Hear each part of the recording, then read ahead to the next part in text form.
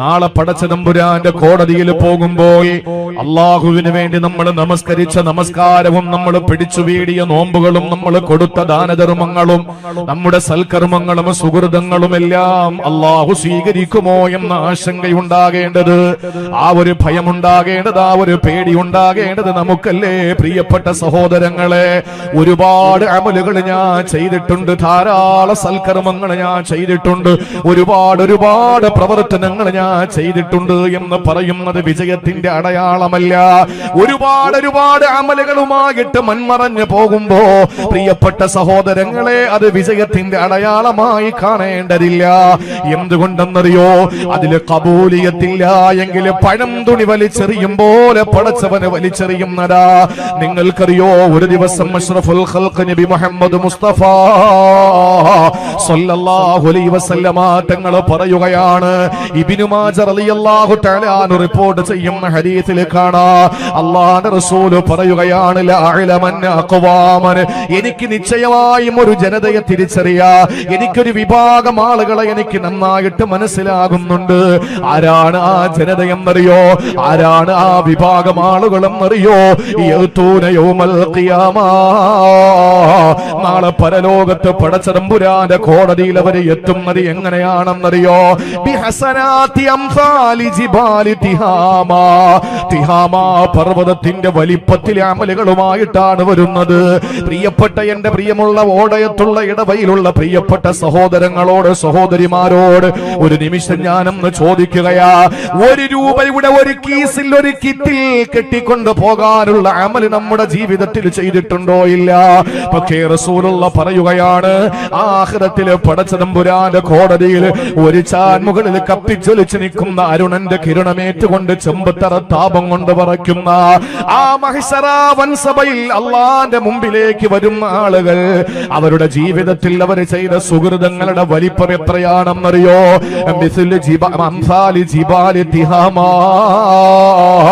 തിഹാമ പർവ്വതത്തിന്റെ വലിപ്പത്തിലാണ് അവരുടെ അമലുകളുള്ളത്. തിഹാമ പർവ്വതത്തിന്റെ വലിപ്പത്തിലെ അമലുകളുമായിട്ട് പടച്ചവന്റെ കോടതിയിൽ വരുമെന്നാണ്.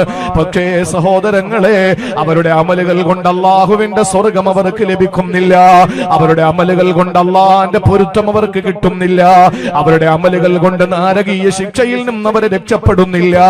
റസൂലുള്ള പറയുകയാണ്, ഈ തിഹാമ പർവ്വതത്തിന്റെ വലിപ്പത്തിലെ അമലുകളുമായിട്ട് അള്ളാന്റെ കോടതിയിലെത്തുന്ന ആളുകളില്ലേ, ഫയജ്അലുഹല്ലാഹു ഹബാഅൻ മൻഥൂറാ, അവരുടെ സൽക്കർമ്മങ്ങളെ മുഴുവനും അള്ളാഹു ധൂമധൂളികളാക്കി കളയുമെന്ന, അള്ളാഹു കുമിളകൾ പൊട്ടുന്നത് പോലെ ആക്കി കളയുമെന്ന, ചെമ്പിലയിൽ വെള്ളമൊഴിച്ചതുപോലെ തെറിച്ചു പോകുമെന്ന, അപ്പപ്പന്താടി പോലെ പറന്നു നടക്കുമെന്ന, ഒരു ബലൂൺ പൊട്ടുന്ന ലാഘവത്തോടെ സൽക്കർമ്മങ്ങളെ മുഴുവനും അള്ളാഹു പൊട്ടിച്ചു കളയുമെന്ന. സഹോദരങ്ങളെ, എന്താണ് അതിന് കാരണമെന്നുള്ളത് മറ്റൊരു വിഷയമാണ്.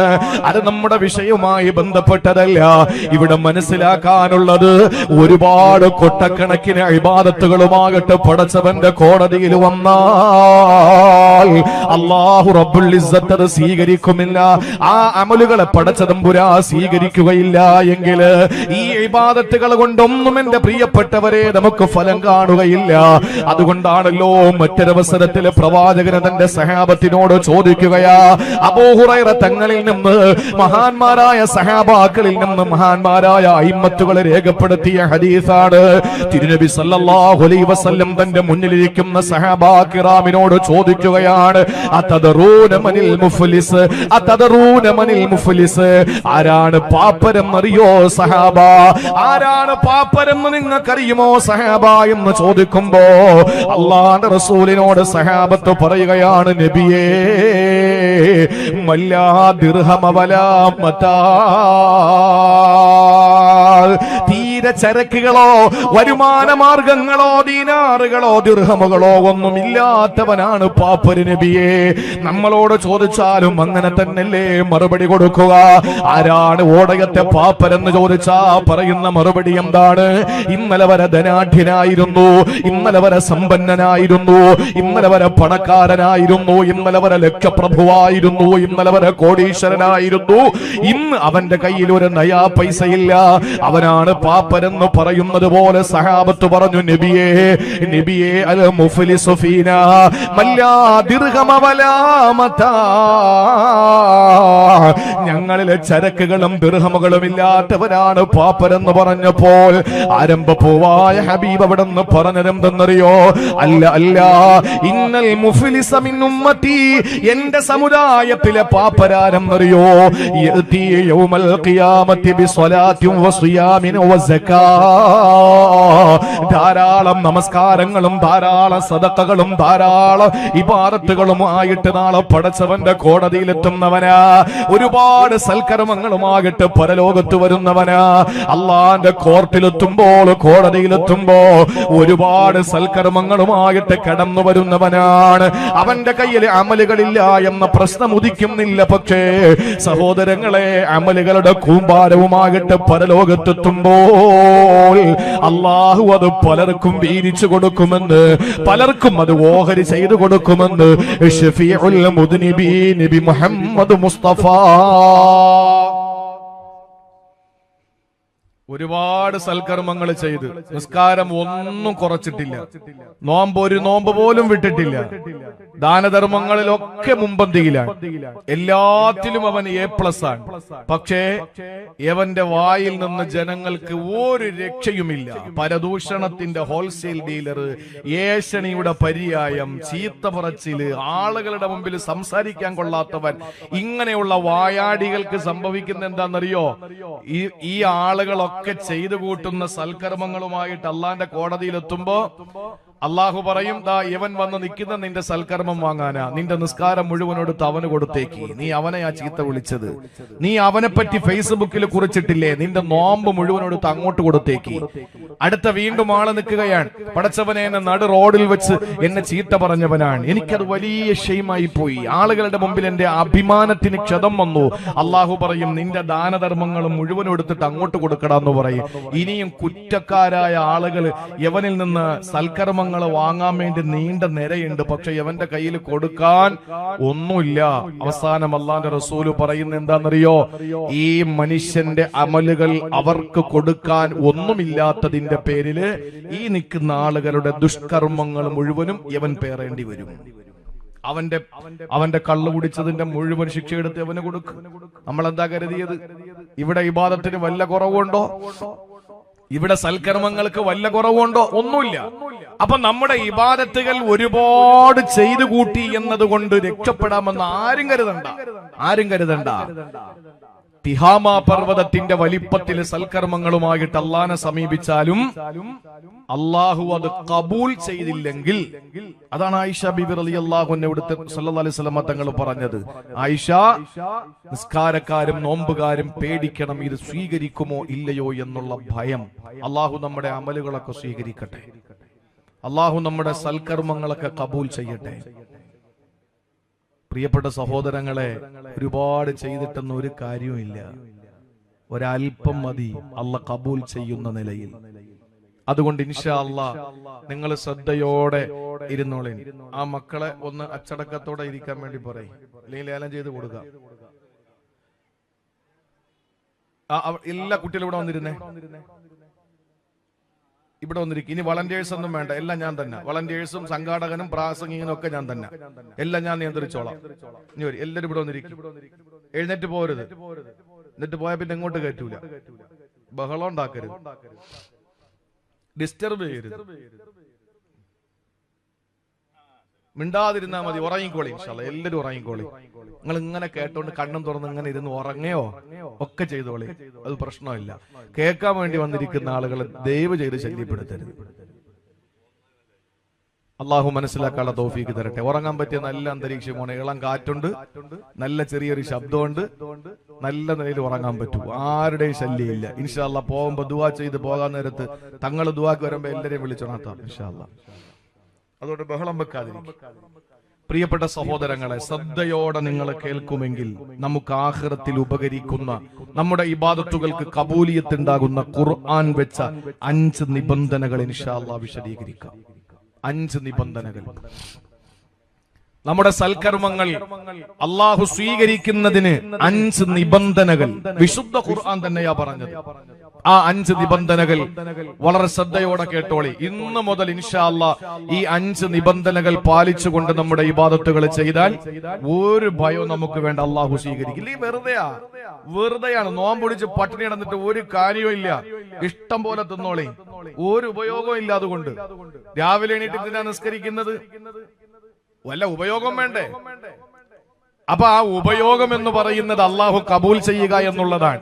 ആ കബൂലിയത്ത് കിട്ടാൻ വേണ്ടിയിട്ട് എന്റെ പ്രിയപ്പെട്ട സഹോദരങ്ങളോടും വിശുദ്ധ ഖുർആൻ പറഞ്ഞ 5 നിബന്ധനകൾ ഇൻഷാ അല്ലാഹ് ഹ്രസ്വമായ നിലയിൽ പറയാം. അതിൽ ഒന്ന്, ഏതൊരു ഇബാദത്തിനെ പോലെയും നമുക്ക് നമ്മുടെ ജീവിതത്തിലെ സുഹൃതങ്ങളിൽ ഉണ്ടാകേണ്ട ഏറ്റവും അനിവാര്യമായ ഒന്നാമത്തെ കാര്യം അത് തഖ്വയാണ്. ഭക്തി ഉണ്ടാകണം. ഇല്ലെങ്കിൽ നമ്മുടെ അമൽ അള്ളാഹ്ക്ക് വേണ്ട. ഇത് ആർക്ക് വേണ്ടിയിട്ടാണ് നമ്മൾ ഈ ചെയ്യുന്നത്? ഭക്തന്മാരിൽ നിന്നല്ലാതെ പടച്ചതമ്പുരാൻ അത് സ്വീകരിക്കില്ല. ഞാനൊരു ചെറിയ സംഭവം പറഞ്ഞിട്ട് ഞാൻ അതിലേക്ക് വരാം. ആദം നബി അലൈഹിസ്സലാമിന്റെ പ്രിയപ്പെട്ട ഭാര്യ, എന്തായിരുന്നു പേര്? ആദം നബി അലൈഹിസ്സലാമിന്റെ പ്രിയപ്പെട്ട ഭാര്യ, ഒരു ഭാര്യ ഉണ്ടായിരുന്നുള്ളൂ, പേടിക്കണ്ട. ഹവ്വാ ബീവി അല്ലേ? നമ്മുടെ പ്രിയപ്പെട്ട ഉമ്മയാണ്, നമ്മുടെ മുത്തശ്ശിയാണ്. ഈ ഹവ്വാ ബീവി റളിയല്ലാഹു തആല അൻഹ ഈ കണ്ട മക്കളെ എത്രയും കൂടെ പ്രസവിക്കാൻ ഒരു പെണ്ണിന് പറ്റുമോ? പറ്റൂല. അപ്പൊ അള്ളാഹുവിന്റെ തീരുമാനം വന്നു, ഒരു പ്രസവത്തിൽ ഒരു ആണും ഒരു പെണ്ണും, അടുത്ത പ്രസവത്തിൽ ഒരാണും ഒരു പെണ്ണും. അവരിലൂടെ ഉൽപാദനം നടക്കണം, അവരിലൂടെ സന്താനോൽപാദനം നടക്കണം. പക്ഷെ എന്റെ കൂടെ ജനിച്ച എന്റെ പെങ്ങളെ ഞാൻ എങ്ങനെ കല്യാണം കഴിക്കും? അതുകൊണ്ട് അള്ളാഹു ഒരു നിബന്ധന വെച്ചു. ആദ്യത്തെ കല്യാണത്തിൽ 2 കുട്ടികൾ, ഒരാണും ഒരു പെണ്ണും.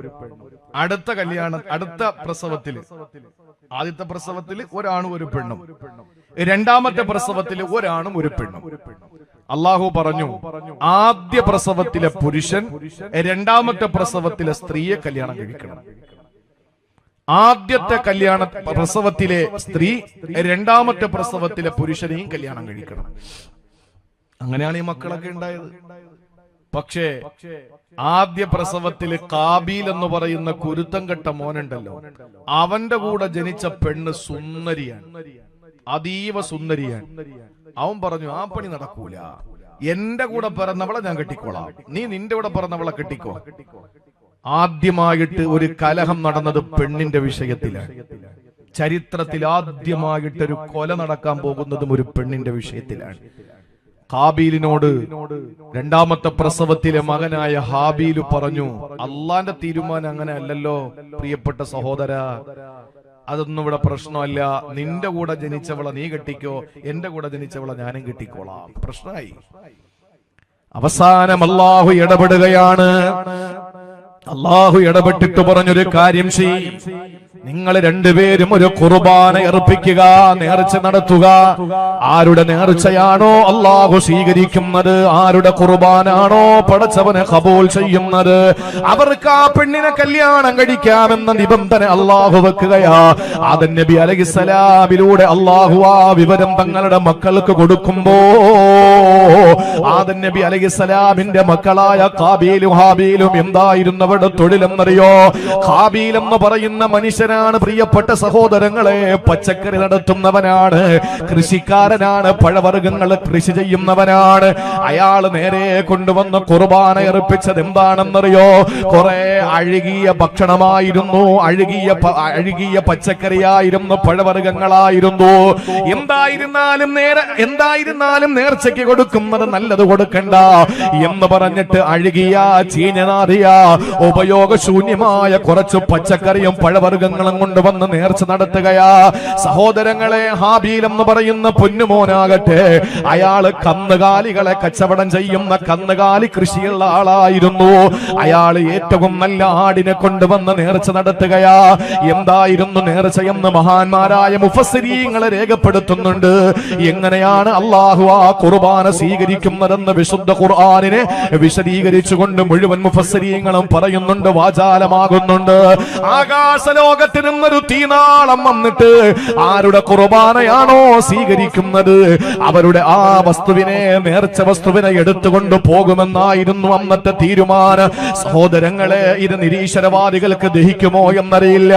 പക്ഷേ അഹ്ലുൽ ഈമാനോട് പറയുകയാണ്, ആകാശ ലോകത്തിന്റെ അധിപനായ പടച്ചതമ്പുരാന്റെ തീരുമാനം വരികയാണ്. ഖാബീലതാ നേർച്ച നടത്താൻ വേണ്ടിയിട്ട്, കുർബാനയ്ക്ക് വേണ്ടിയിട്ട് പച്ചക്കറിയും പഴവർഗ്ഗങ്ങളും കൊണ്ടുവച്ചു. ഹാബീലാകട്ടെ ഏറ്റവും നല്ല ഒരു ആടിനെ കൊണ്ടുവന്ന് കുർബാന അർപ്പിക്കുകയാണ്. അല്ലാഹു ഇനി പറയുന്ന നിങ്ങൾ ശ്രദ്ധയോടെ കേൾക്കുക. സൂറത്തുൽ മാഇദ, വതുലു അലൈഹിം നബഅ ഇബ്നൈ ആദമ ബിൽ ഹഖ് ഇദ് ഖറബാ ഖുർബാനാ ഫതുഖബ്ബല മിൻ അഹദിഹിമാ വലം യുതഖബ്ബൽ മിനൽ ആഖർ ഖാല ലഅഖ്തുലന്നക ഖാല ഇന്നമാ യതഖബ്ബലുല്ലാഹു മിനൽ മുത്തഖീൻ. സൂറത്തുൽ മാഇദയുടെ 27ാമത്തെ ആയത്ത് നിങ്ങളൊന്ന് പഠിക്കുമോ? അല്ലാഹുവിന്റെ പ്രവാചകരോട് അല്ലാഹ് പറയുകയാണ്, നബിയേ, വതുലു അലൈഹിം നബഅ ഇബ്നൈ ആദമ, വർക്കലയിലെ ഓടയത്തുകാരോട് റസൂലേ അങ്ങ് പറഞ്ഞു കൊടുക്കണം. എന്താണെന്നറിയോ? നബഅ ഇബ്നൈ ആദമ ബിൽ ഹഖി, യാഥാർത്ഥ്യത്തോടു കൂടിയിട്ട് ആദം നബിയുടെ 2 മക്കളുടെ സംഭവം വിവരിച്ചു കൊടുക്കുമോ? എന്താ അവരുടെ സംഭവം എന്നറിയോ? ഇത് ഖറബാ ഖുർബാനാ, അവർ 2 പേര് ഖുർബാന അർപ്പിക്കുകയാ. അവർ 2 പേര് ഖുർബാന അർപ്പിക്കുകയാ. അല്ലാഹുവിന്റെ ഭാഗത്ത് നിന്ന് ആരുടെ ഖുർബാനയാണോ സ്വീകരിക്കുന്നത് ആ ഖുർബാന സ്വീകരിക്കപ്പെട്ടയാൾ ഈ കിലീമയെ കല്യാണം കഴിക്കണമെന്നാണ് തീരുമാനം അറിയിച്ചത്. ഫതുഖബ്ബില മിൻ അഹദിഹിമാ, അല്ലാഹുവിന്റെ ഭാഗത്ത് നിന്ന് സ്വീകാര്യത വന്നത് ഒരാളിൽ നിന്നാണ്. വലം യുതഖബ്ബൽ മിനൽ ആഖർ, അടുത്തയാളിൽ നിന്ന് അല്ലാഹു തിരിഞ്ഞു നോക്കിയത് പോലുമില്ല. ഹാബീലിന്റെ ഖുർബാന അല്ലാഹു സ്വീകരിക്കുകയാണ്, പക്ഷെ ഖാബീലിന്റെ ഖുർബാന അല്ലാഹു സ്വീകരിച്ചില്ല. ആ സമയത്ത് തന്റെ പ്രിയപ്പെട്ട സഹോദരി, തന്റെ ഭാര്യയാകാൻ പോകുന്നവൻ, തന്റെ ജീവിതത്തിൽ ഇനി ഒരിക്കലും ഉണ്ടാകൂല എന്ന് മനസ്സിലാക്കിയപ്പോ ഹാബീലിനോട് വന്നിട്ട് ഖാബീല് പറഞ്ഞത്, ഖാല ലഅഖ്തുലന്നക, നിശ്ചയം നിന്നെ ഞാൻ കൊല്ലുമടാ. നിന്നെ കൊല്ലലല്ലാതെ വേറെ നിവൃത്തിയില്ല. ഒരു പെണ്ണിന് വേണ്ടിയിട്ട് ആദ്യമായിട്ടൊരു കൊലപാതകം നടക്കുകയാണ്. ആദ്യത്തെ കൊല നടന്നത് അതിരുതർക്കത്തിന്റെ പേരിലല്ല. ആദ്യത്തെ കൊലപാതകം നടന്ന വർഗീയതയുടെ പേരിലല്ല. ആദ്യത്തെ കൊല നടന്നത് പണം അപഹരിക്കാനായിരുന്നില്ല. സ്നേഹിച്ചു പോയ പെണ്ണിനെ, മോഹമുള്ള പെണ്ണിനെ, സൗന്ദര്യവതിയായ പെണ്ണിനെ കിട്ടാതെ വന്നപ്പോ നിരാശാ കാമുകനായിട്ടാ പ്രിയപ്പെട്ട ഹാബീൽ എന്ന് പറയുന്ന ആള്, ഹാബീൽ എന്ന് പറയുന്ന സ്വന്തം കൂടപ്പറപ്പിനെ, വാപ്പയുടെ ഉമ്മയുടെ പ്രിയപ്പെട്ട പൊന്നുമോനെ കൊല്ലാനൊരുങ്ങുമ്പോ ഹാബീൽ എന്ന നല്ല മോനെ ഖാബീൽ എന്ന് പറയുന്ന കൊലയാളിയാകാൻ പോകുന്നവനോട് പറഞ്ഞ വാക്കെന്തെന്നറിയോ? എടോ, നീ എന്തിനാണ് എന്നെ കൊല്ലാൻ കൈ ഉയർത്തുന്നത്? നിന്റെ ഖുർബാന അല്ലാഹ് സ്വീകരിക്കാത്തതാണോ നീ എന്നെ കൊല്ലുന്നത്? പൊന്നുമോനെ, ഖുർബാന അല്ലാഹ് സ്വീകരിക്കണമെങ്കിൽ നിബന്ധന ഉണ്ടടാ. ഇന്നമാ യതഖബ്ബലുല്ലാഹു മിനൽ മുത്തഖീൻ, അല്ലാഹു തഖ്വയുള്ളവരിൽ നിന്നല്ലാതെ, ഭക്തന്മാരിൽ നിന്നല്ലാതെ ഒന്നും അല്ലാഹു സ്വീകരിക്കുകയില്ല. കാരണം അല്ലാഹു ഏറ്റവും കൂടുതൽ സ്വീകരിക്കുന്ന അമലുകൾ കബൂൽ ചെയ്യുന്നത് തഖ്വയുള്ളവരിൽ നിന്നാണ്. നിനക്കില്ലാതെ പോയത് അതാണ് മോനെ എന്ന് പറഞ്ഞപ്പോൾ സഹോദരങ്ങളെ, നിഷ്ഠൂരമായിട്ട് ഹാബീലിനെ ഖാബീല് കൊന്നുകളഞ്ഞു എന്ന് ചരിത്രം പറയുകയാ, അല്ല വിശുദ്ധ ഖുർആൻ പറയുകയാ. അവസാന കൊല്ലപ്പെട്ട തന്റെ കൂടപ്പറപ്പിന് തോളത്തെടുത്തിട്ട് കൊണ്ട് ഖേദത്തോടെ നടക്കുകയാ. എന്ത് ചെയ്യണമെന്നറിയില്ല. ഇതിനെ കളയണോ, തിന്നണോ, നശിപ്പിക്കണോ, എന്താണെന്നറിയില്ല.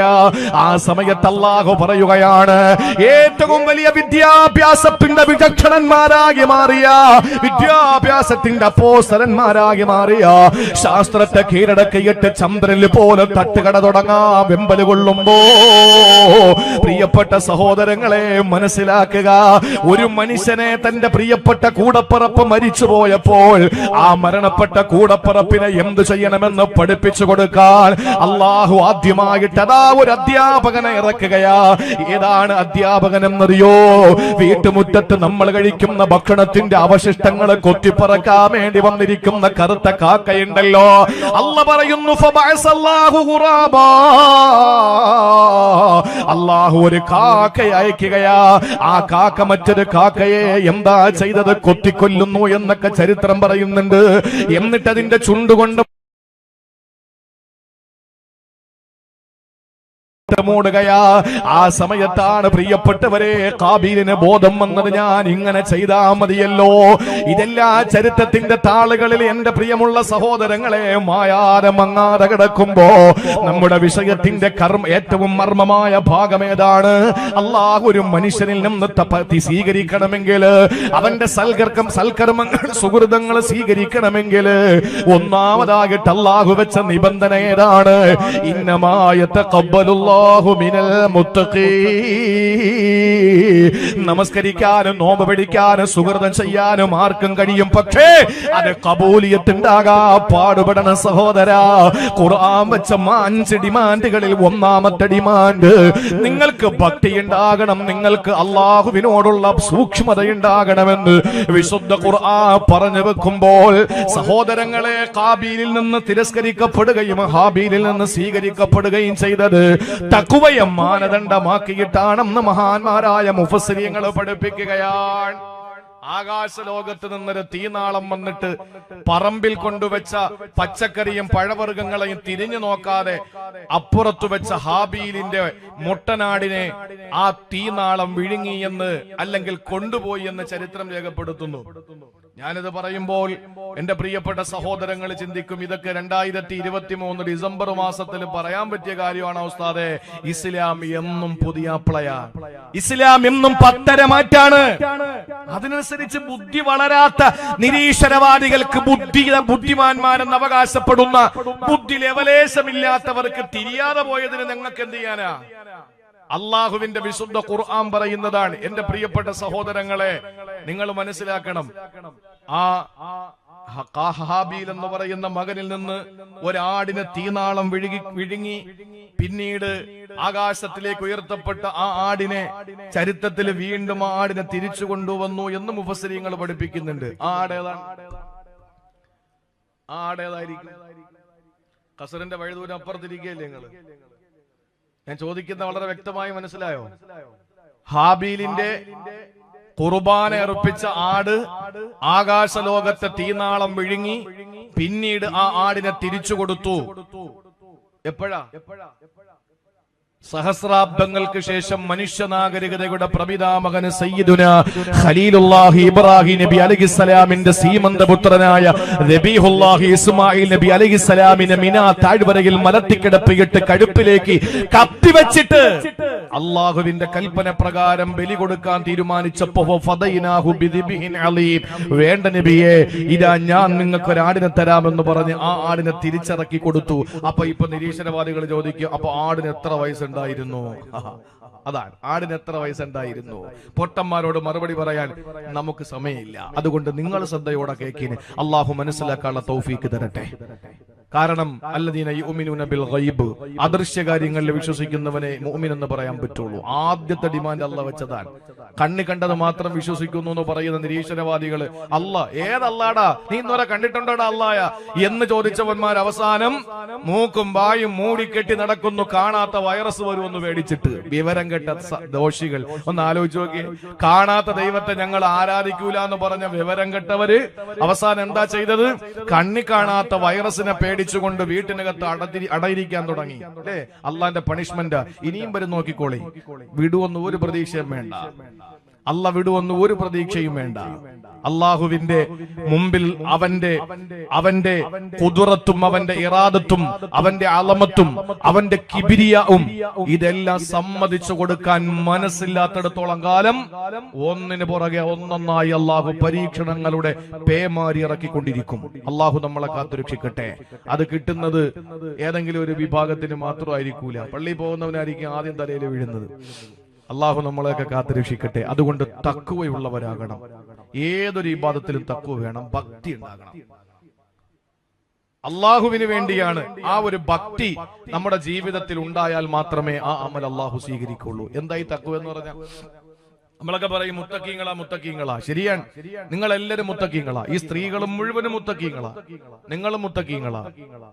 ഈ ഇരിക്കുന്ന ഉസ്താദ് അടക്കം എല്ലാവരും മുത്തക്കീങ്ങളാ. ഞാൻ മാത്രമേ ഉള്ളൂ മുത്തക്കി അല്ലാത്തത്. അതേതാ മുത്തക്കി എന്ന് പറഞ്ഞ അർത്ഥം? ചാരിയിരിക്കുന്നവനെന്നാ. മറ്റേ കാലുള്ള കാഫുണ്ടല്ലോ, ആ മുത്തക്കീങ്ങളാ നമ്മളെല്ലാരും. രണ്ട് പുള്ളിയുള്ള കാഫുള്ള മുത്തക്കിയാകണം, എങ്കിലേ നമുക്ക് രക്ഷപ്പെടാൻ കഴിയൂ. അല്ലാതെ കാലുള്ള കാഫ് കൊണ്ടുള്ള മുത്തക്കി എന്ന് പറഞ്ഞാൽ ചാരിയിരിക്കുന്നവൻ. നിങ്ങളൊക്കെ നല്ല മുത്തക്കിങ്ങളാ, ചാരിയിരിക്കല്ലേ. ഞാൻ മാത്രമേ ഉള്ളൂ ചാരിയിരിക്കാതെ നിൽക്കുന്നത്. പ്രിയപ്പെട്ട സഹോദരങ്ങളെ, മുത്തക്കീങ്ങൾ എന്ന് പറഞ്ഞാൽ ജീവിതത്തിന്റെ വിശുദ്ധി എന്ന് പറഞ്ഞാൽ കയ്യില് ഒരു കൗണ്ടർ വിരളിൽ കുത്തിക്കയറ്റി നടക്കുന്നവനെന്നല്ല എന്റെ അർത്ഥം. കയ്യില് ജപമാലയും പിടിച്ചോണ്ട് നടക്കുന്നവനെന്നല്ല അർത്ഥം. പിന്നെന്താണ് മുത്തക്കി എന്ന് പറഞ്ഞാൽ? തള്ള വിരളിന്റെ നഖം മുതൽ മൂർധാവിലെ തല ഉച്ചിയിലെ രോമം വരെ പരിശുദ്ധമായിരിക്കണം എന്ന് പറഞ്ഞാൽ അകത്തും പുറത്തും ഒക്കെ ഹറാമായത് ഒന്നും കടന്നിട്ടുണ്ടാകാൻ പാടില്ല. ഒരു പല്ലിമുട്ടായി പലപ്പോഴും നമുക്ക് അബദ്ധം പിണയുന്ന എന്താണെന്നറിയോ? ഭയങ്കര നിസ്കാരം, നോമ്പ്, കള്ളു കുടിക്കൂല, പലിശ വാങ്ങൂല, ഇതൊക്കെ ഭയങ്കര വിശുദ്ധിയായിരിക്കും. പക്ഷേ ആരാന്റെ മുതല് തിന്നുന്നതിൽ ഒരു വിശുദ്ധി ഉണ്ടാവൂല, ഒരു സൂക്ഷ്മത ഉണ്ടാവൂല. പലപ്പോഴും നമ്മൾ കേട്ടിട്ടുള്ളതാണ്, കല്ലും മുള്ളും കുപ്പിച്ചില്ലും ഒക്കെ ഉള്ള ഒരു വഴിയിലൂടെ നമുക്ക് നല്ല വില കൂടിയ ഷൂ ഉണ്ടെങ്കിൽ നടന്നു പോകാം. നമ്മുടെ ഷൂവിലൂടെ അത് ഒരിക്കലും നമ്മുടെ കാലിൽ കൊള്ളൂല. അതാണ് പാദരക്ഷ എന്ന് പറയുന്നത്. പാദത്തിന് രക്ഷ കൊടുക്കുന്നതാണ് ചെരുപ്പ്. നേരെ മറിച്ച് ഈ ഷൂവിനകത്ത് ഒരു ചെറിയ ചരൽക്കല്ല് കിടന്ന നടക്കാൻ പറ്റുമോ? നടക്കാൻ പറ്റൂല, കാല് വേദനിക്കും. നമ്മുടെയൊക്കെ ബോഡിക്ക് വെളിയില് ഔട്ടിൽ എന്തുണ്ടെങ്കിലും ഒരു പ്രശ്നമില്ല, അള്ളാഹു അതൊക്കെ അങ്ങ് വിട്ടുവീഴ്ച ചെയ്യും. പക്ഷെ ഉള്ളില് എന്തെങ്കിലും നിഷിദ്ധമായത് കടന്നിട്ടുണ്ടെങ്കിൽ അള്ളാന്റെ റസൂല് പറഞ്ഞു, അതിൽ നിന്ന് ഉൽപ്പാദിപ്പിക്കപ്പെട്ട ബ്ലഡ് സർക്കുലേഷൻ നടക്കുന്ന കാലത്തോളം അന്നാറു ഔലാ ബിഹി, നരകം തന്നെയാണ് അവന് ഏറ്റവും മെച്ചമായത്. അള്ളാഹു കാത്തുരക്ഷിക്കട്ടെ, അള്ളാഹു കാത്തുരക്ഷിക്കട്ടെ. എന്താ നിങ്ങൾ ആമീൻ പറയാത്തത്? പലിശക്കാരവിടെ എല്ലാവരും അങ്ങനെ ഉറക്കെ പറയും. റബീഉൽ അവ്വലിന് മാത്രം കിടന്ന് വിളിച്ചാ പോരാ, എപ്പോഴും വിളിക്കണം നമ്മൾ. ഇൻഷാ അല്ലാഹ് പെണ്ണുങ്ങൾ വിളിക്കണ്ട. പ്രിയമുള്ള സഹോദരങ്ങളെ, ജീവിതത്തിന്റെ വിശുദ്ധി അല്ലെങ്കിൽ മുത്തഖിയാവുക, സൂക്ഷ്മതയുള്ളവരാവുക എന്ന് പറഞ്ഞാൽ കഴിക്കുന്ന ഭക്ഷണത്തിൽ പോലും പ്രിയപ്പെട്ടവരെ അതുണ്ടാകേണ്ടതാണ്. അബൂ ഹനീഫത്തുൽ കൂഫി നുഅമാനി റളിയല്ലാഹു തആല അൻഹു ഒരു മദ്ഹബിന്റെ ഇമാമാണല്ലോ. ലോകത്തെ ഏറ്റവും വലിയ ആൾക്കൂട്ടമുള്ള മദ്ഹബ് ഹനഫി മദ്ഹബാണല്ലോ. അബൂ ഹനീഫ റളിയല്ലാഹു തആല അൻഹുവിന്റെ നാട്ടിൽ ഒരു ആട് മോഷണം പോവുകയാ. ഒരാട് മോഷണം പോയ സുബ്ഹാനല്ലാഹ്, ആരാണ് എടുത്തതെന്നറിയില്ല, എവിടെയാണെന്നറിയില്ല. ആകെ എല്ലാവരും വളരെ അങ്കലാപ്പിലായി, സങ്കടത്തിലായി. പാവപ്പെട്ടവന്റെ ആട് മോഷണം പോയ വേദനയോടെ ആ പ്രിയപ്പെട്ടവൻ ഇങ്ങനെ നടക്കുമ്പോൾ അബൂ ഹനീഫ റളിയല്ലാഹു തആല അൻഹു ഓടി വന്ന നാട്ടിലെ ഏറ്റവും വലിയ ആട് ബിസിനസ് നടത്തുന്ന ഒരാളോട് വിവരം ചോദിക്കുകയാ. ആടുമായിട്ട് ബന്ധപ്പെട്ട് നല്ല വിവരമുള്ള ഒരുത്തനെ വിളിച്ചിട്ട് ചോദിച്ചു, ഒരു ആട് ശരാശരി എത്ര കൊല്ലം ജീവിക്കുമെന്നൊന്ന് പറഞ്ഞു തരുവോ? ആ സമയത്ത് അദ്ദേഹം അതിന് മറുപടി കൊടുത്തു, 7 വർഷമാണ് ഒരാടങ്ങനെ ജീവിക്കുക, 7 വർഷമാണ് ഒരാടങ്ങനെ ജീവിക്കുക എന്ന് പറഞ്ഞപ്പോൾ സുബ്ഹാനല്ലാഹ്, അബൂ ഹനീഫ റളിയല്ലാഹു തആല അൻഹു 7 വർഷക്കാലം പിന്നെ ആട്ടിറച്ചി കഴിച്ചിട്ടില്ല. അബൂ ഹനീഫ തങ്ങളല്ല മോഷ്ടിച്ചത്, മോഷ്ടിക്കപ്പെട്ട ആടല്ല കച്ചവടം നടത്തുന്നത്.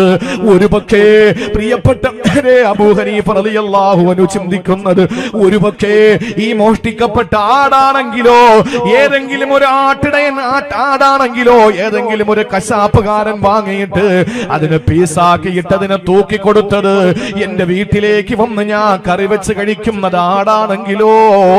അബൂ ഹനീഫ ഇമാമിനെ സംബന്ധിച്ചിടത്തോളം അതിൽ മുന്നിൽ പോലും അള്ളാഹുവിന്റെ ഭാഗത്തു തെറ്റില്ല. പക്ഷേ അവരുടെ ജീവിതത്തിന്റെ വിശുദ്ധി തഖ്വ അങ്ങനെയാണ്. മഹാനായ ഇമാം അഹ്മദ് ബിൻ ഹംബൽ മറ്റൊരു മദ്ഹബിന്റെ ഇമാമാണല്ലോ. അഹ്മദ് ബിൻ ഹംബൽ റളിയല്ലാഹു തആല അൻഹു അദ്ദേഹത്തിന് കുറച്ച് തൈരിന്റെ ആവശ്യം വന്നു. ആ സമയത്ത് മഹാനവറുകൾ ബന്ധുക്കളോട് പറഞ്ഞു കുറച്ച് തൈര് കൊണ്ടുവരുവോ. ആ തൈര് കൊണ്ടുവന്ന ബന്ധുക്കളോട് ചോദിച്ചു ഹലാലാണോ ഹറാമാണോ ഇത്. അവര് പറഞ്ഞു ഞങ്ങൾക്കതൊന്നും അറിയില്ല. മഹാനവറുകൾ പറഞ്ഞു എന്നാ എനിക്കത് വേണ്ട. ആ വേണ്ടെങ്കിൽ പിന്നെ ഞങ്ങൾ എന്ത് ചെയ്യാനാ? നിങ്ങൾ എന്തു വേണോ ചെയ്തോ, എനിക്കത് വേണ്ട.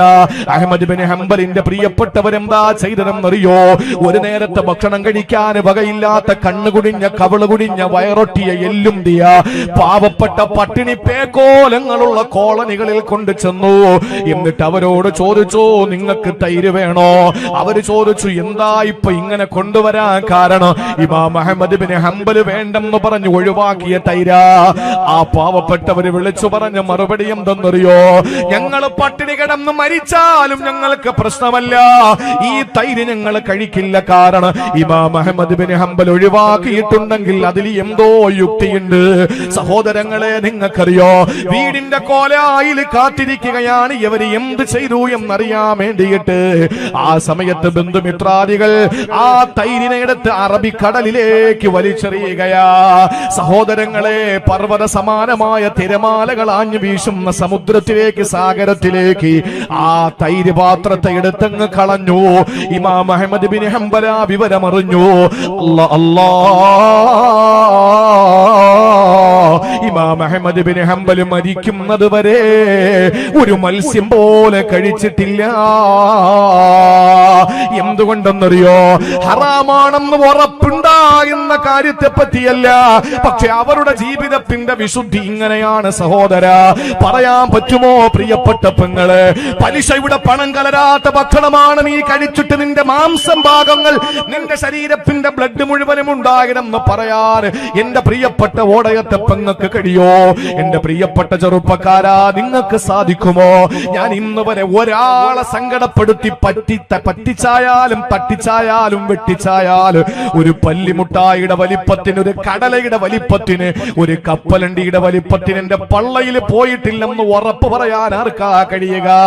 ആ ഒരു ഉറപ്പ് നിങ്ങളുടെ ജീവിതത്തിൽ ഇല്ലാത്തിടത്തോളം കാലം ഇന്നമായ തഖബ്ബലുല്ലാഹു മിനൽ മുത്തഖീൻ, അല്ലാഹു ഭക്തിയുള്ളവരിൽ നിന്ന് മാത്രമാണ് ഇബാദത്തുകൾ സ്വീകരിക്കുക. നമ്മുടെ ഇബാദത്തുകൾ കബൂലിയത്തുണ്ടോ എന്ന ആശങ്കയോടെ പാതിരാത്രികൾ ഉറക്കമുളച്ചിട്ട് ഒരു വിചിന്തനം നടത്തേണ്ട ഘട്ടമാണിത്. അള്ളാഹു നമ്മുടെ അമലുകൾ സ്വീകരിക്കപ്പെടുന്ന സാലിഹീങ്ങൾ ഉൾപ്പെടുത്തി അനുഗ്രഹിക്കുമാറാവട്ടെ. 5-ൽ രണ്ടാമത്തേത്, ഒന്ന് ഭക്തി. അതുണ്ടാകണം, തീർച്ചയായിട്ടും ഉണ്ടാകണം. സഹോദരങ്ങളെ, പട്ടിണി കിടന്നാൽ എന്താണ്? ഹറാം നമ്മുടെ ഇന്ന് ഏറ്റവും കൂടുതൽ ഒരു ഹോബി എന്ന് പറയുന്നത് ഈ സാമ്പത്തിക ഇടപാടുകളിൽ വിശുദ്ധിയില്ല എന്നുള്ളതാണ്. അതുകൊണ്ട് നമ്മുടെ ജീവിതത്തിൽ കുറഞ്ഞ അമലുകളെ ഉള്ളൂ. നമ്മുടെ പടച്ചവനല്ലേ ഈ ഇസ്രായേൽ പ്രധാനമന്ത്രിയെ കണക്ക് ക്രൂരനല്ലല്ലോ നമ്മുടെ അള്ളാഹ്. അമേരിക്കൻ പ്രസിഡന്റിനെ കണക്ക് ക്രൂരനല്ലല്ലോ നമ്മുടെ പടച്ച തമ്പുരാൻ. നമ്മുടെ അള്ളാഹ് കരുണാമയനല്ലേ, റഹ്മാനല്ലേ, റഹീമല്ലേ, ദയയുള്ളവനല്ലേ, അലിവുള്ളവനല്ലേ, കാരുണ്യമുള്ളവനല്ലേ, കൃപയുള്ളവനല്ലേ. അതുകൊണ്ട് നമുക്കങ്ങ് പുറത്തു തരും. നമ്മുടെയൊക്കെ ജീവിതത്തിൽ സുഹൃതങ്ങൾ എന്തെങ്കിലുമൊക്കെ നഷ്ടപ്പെട്ടു പോയിട്ടുണ്ടെങ്കിൽ, നിസ്കാരം ഒന്ന് നഷ്ടപ്പെട്ടു പോയാൽ അത് മിസ്യൂസ് ചെയ്യാൻ വേണ്ടി പറയുന്നതല്ല, അത് മുതലെടുക്കാൻ വേണ്ടി പറയുന്നതല്ല. അള്ളാഹു അങ്ങ് മാപ്പാക്കും. നമ്മുടെ പടച്ചോനല്ലേ, ആ ഒരു ബോധം ഉണ്ടായാൽ മതി. പക്ഷേ ആരാന്റെ മുതലിൽ നിന്ന് ഒരു ഈത്തപ്പഴത്തിന്റെ കുരുവിന്റെ അളവങ്ങാനം നമ്മുടെ വയറ്റിൽ പോയിട്ടുണ്ടെങ്കിൽ ചെല്ല്, അവനെ വിളിക്ക്, എന്നിട്ട് പൊരുത്തം ചോദിക്ക്, പരിഹാരം കാണ്, എന്നിട്ട് അള്ളാഹുവിനോട് ചോദിക്ക്. ഇല്ലാതെ അള്ളാഹു നമ്മുടെ അമല് സ്വീകരിക്കൂല.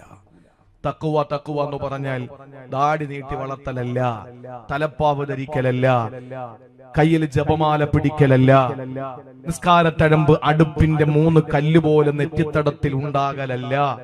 പിന്നെയോ 24 മണിക്കൂറും ഓൺലൈൻ ഇബാദത്തായിട്ട് യൂട്യൂബിന്റെ മുമ്പിൽ ചടഞ്ഞിരിക്കലുമല്ല. ഏതാണ് തഖ്വ എന്ന് പറഞ്ഞാൽ? ഭക്തി എന്ന് പറഞ്ഞാൽ, സൂക്ഷ്മത എന്ന് പറഞ്ഞാൽ, കഴിക്കുന്ന ഭക്ഷണം മുതൽ, കൊടുക്കുന്ന സമ്പത്ത് മുതൽ, പ്രിയപ്പെട്ടവരെ ഉറങ്ങുന്നത് മുതൽ ഉണരുന്നത് വരെ, അടുക്കള മുതൽ അന്താരാഷ്ട്രം വരെ A to Z നമ്മുടെ ജീവിതത്തിൽ വിശുദ്ധി ഉണ്ടായാൽ മാത്രമേ അള്ളാഹു നമ്മുടെ അമലുകൾ കബൂൽ ചെയ്യുള്ളൂ. അള്ളാഹു ആ വിഭാഗത്തിൽ നമ്മളെ ഉൾപ്പെടുത്തട്ടെ.